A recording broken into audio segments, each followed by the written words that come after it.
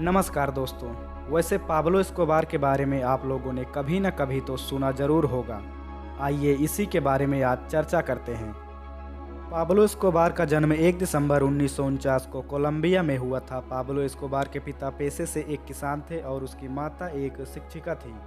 वो अपने 7 भाई बहनों में तीसरे नंबर पर आता था। दिमाग से तेज पाब्लो ने 10 साल की उम्र में ही जुर्म की दुनिया में कदम रखकर अपनी अलग ही पहचान बना ली और देखते ही देखते पाब्लो दुनिया का सबसे बड़ा ड्रग माफिया बन गया।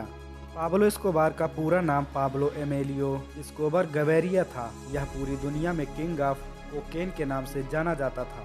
अमेरिका के ड्रग इन्फोर्समेंट एडमिनिस्ट्रेशन के एजेंट रहे स्टीव मर्फी ने एक इंटरव्यू में कहा कि पाब्लो के पास दुनिया भर का पैसा था और दूसरे तस्कर भी उसे पैसे देते थे।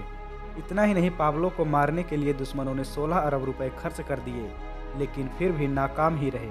शुरू में पाब्लो एस्कोबार ने कारों की चोरी और अपहरण जैसे अपराधों के कारण 1974 में गिरफ्तारी हुई। इसके तुरंत बाद जब वो जेल से निकला तो ड्रग्स की तस्करी में उतर गया। 1975 में पाब्लो ने अपने लिए कोकीन ऑपरेशन को विकसित करना शुरू कर दिया। इसके लिए उसने 15 बड़े प्लेन और 6 हेलीकॉप्टर को खरीदा। उसका मुख्य व्यापार कोलंबिया और पनामा के बीच होता था। पाब्लो आसानी से जज, नेता, पत्रकार और विरोधी माफिया को मरवा देता था। एक बार सरकार ने पाब्लो एस्कोबार को 18 किलो कोकीन के साथ पकड़ लिया। जब बात जज तक पहुंची तो पाब्लो ने उसे खरीदने की कोशिश की। जब जज नहीं माना तो पाब्लो ने उसे बड़े बेरहमी के साथ मरवा दिया। एक समय था जब अमेरिका में कोकीन की मांग बहुत बढ़ गई, जिसके कारण एस्कोबार ने दक्षिण फ्लोरिडा, कैलिफोर्निया, प्यूर्टो और देश के अन्य हिस्से में अपने तस्करी नेटवर्क को विकसित किया। जल्द ही एस्कोबार अंतर्राष्ट्रीय स्तर पर तस्करी के लिए प्रसिद्ध हो गया। कहा जाता है कि अपनी 25 साल की उम्र तक पाब्लो एस्कोबार अमेरिका में 80% कोकीन अकेले ही सप्लाई करता था। अपनी पावर के दम पर कोकीन के व्यापार पर एकमात्र दावा वही करता था। उस समय एक सप्ताह में अनुमानित $420 मिलियन की कमाई एस्कोबार कर रहा था। यही कारण था कि वो दुनिया के सबसे धनी लोगों में से एक था। उस दौर में एस्कोबार के पास $25 बिलियन की संपत्ति थी। इन पैसों को रखने के लिए उसने बड़े बड़े गोदाम बनवाए थे। कहा जाता है कि एक बार उसकी बेटी को ठंड लगने की वजह से और कमरे को गर्म करने के लिए करीब 13 करोड़ रुपए जला दिए।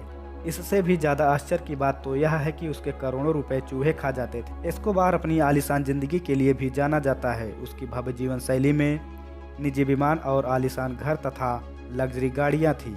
1986 में उसने कोलंबिया की राजनीति में घुसने का प्रयास किया और उसने देश के $10 बिलियन के राष्ट्रीय कर्ज को चुकाने की पेशकश की और बदले में सरकार से किसी भी प्रत्यार्पण संधि से उसे छूट की मांग की। पाब्लो एस्कोबार ने 26 साल की उम्र में मारिया विक्टोरिया नाम की एक लड़की से शादी कर ली और उसके 2 बच्चे भी थे। एस्कोबार गरीबों का मददगार भी था, इसलिए उसे रॉबिन हुड के नाम से भी जाना जाता था। एक समय ऐसा भी आया जब पाब्लो को जेल भी जाना पड़ा, लेकिन हैरानी इस बात से होती है कि उसे खुद की बनाई गई जेल में ही रखा गया था। दरअसल कोलंबिया सरकार के ऊपर अमेरिका का बहुत ज़्यादा दबाव हो रहा था कि पाब्लो एस्कोबार को हिरासत में ले, क्योंकि पाब्लो अपने सारे काम कोलंबिया से बैठे बैठे ही करता था।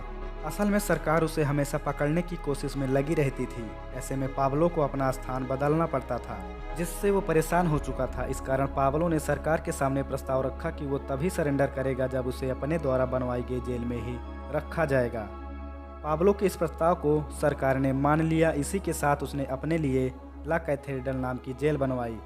कहने के लिए तो ये सिर्फ एक जेल थी, पर उसके लिए अपना एक घर था जहां से वो सारे कार्यों को आसानी से अंजाम देता था। जेल में बंद होने के बाद भी उसके रवैये में किसी भी तरह का बदलाव नहीं आया। तब ऐसे में अमेरिका के दबाव में आकर कोलंबिया सरकार ने पाब्लो का एनकाउंटर करने का सोच लिया, लेकिन पाब्लो को इस बात की खबर पहले ही लग गई और मौका पाते ही जेल से फरार हो गया।